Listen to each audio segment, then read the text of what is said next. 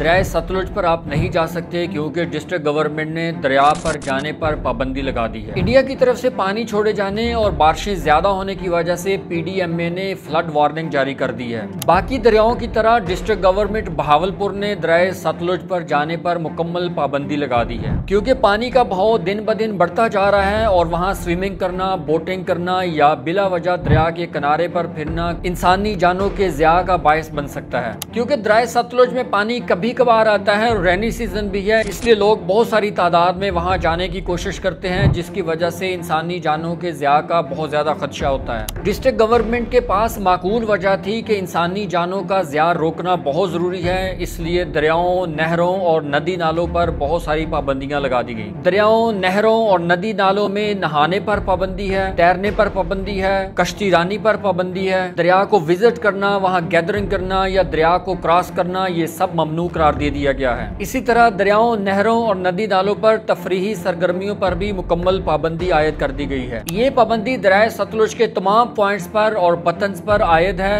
और ख़ास तौर पर ये वो मकामात हैं जहाँ ये पाबंदी बहुत ज़्यादा सख्त है। इन पॉइंट्स में बहावलपुर का मंगवानी बतन, माड़ी कासिम शाह, मोचीवाला और यूसुफ वाला शामिल हैं। इसी तरह टोका जुमा खान, अब्बास नगर, तेरापत्ती और सतलुज रिवर ब्रिज शामिल हैं। ये तहसील बहावलपुर के वो मकामात हैं जहां ये सारी पाबंदियां लगा दी गई हैं। इसी तरह तहसील खैरपुर में बोंगा रमजान, बस्ती नवाबाद, इंदुशाह, कोट कौड़ा, कुंद मेहरान, कुतुबपुर और फतेहपुर शामिल हैं। तहसील हासिलपुर में खैरुदे, बकैन वाला, भटिया वाला, राजू वाला, धल्लू वाला और चौहान वाला शामिल हैं। इसी तरह तहसील अहमदपुर शर्किया के भी बहुत सारे इलाके हैं जहां पर ये सारी पाबंदियां आयद हैं। इनमें शिकरानी, बुख्तियारी, झांगड़ा शर्की, दौलतपुर और सिंगरानी शामिल हैं। इसी तरह डारावाला, चक्रावाला, रत्तू नहर वाला, पिपली राजन, त्रंड बिशारत और भिंडा शामिल हैं। दरिया सतलुज पर दफा 144 का नफाज 30 दिन के लिए है। 26 अगस्त 2025 से लेकर 25 सितंबर 2025 तक ये तमाम पाबंदियां एज इट एज आयद रहेंगी। अगर कोई शख्स दफा 144 की खिलाफ वर्जी करे और उस खिलाफ वर्जी की सूरत में कोई नुकसान हो जाए तो उस शख्स के खिलाफ हर किस्म की कानूनी कार्रवाई की जा सकती है। याद रखिए, जब दफा 144 के 30 दिन पूरे हो जाएं तो उसके बाद हर किस्म की इन्वेस्टिगेशन, इंक्वायरीज, मजिस्ट्रियल कोर्ट्स या ट्रायल्स हर सूरत जारी रहेंगे। इसलिए आप सबसे गुजारिश है कि दरियाओं, नहरों, नदी नालों पर जाने से गुरेज करें। जिस तरह डिस्ट्रिक्ट गवर्नमेंट और डिस्ट्रिक्ट पुलिस की तरफ से आपको हिदायत मिलती हैं, उन हिदायत के तनाजुर में ही अपनी मूवमेंट्स को जारी रखें। दफा 144 का नफाज सिर्फ और सिर्फ आपकी जानो माल की हिफाजत के लिए है, इसलिए कानून नाफिज करने वाले इदारों और आपको सर्विसेज देने वाले जितने भी इदारे हैं उन सब के साथ तावन करें ताकि आपके जानो माल का तहफ़्फ़ुज़ यकीनी बनाया जा सके।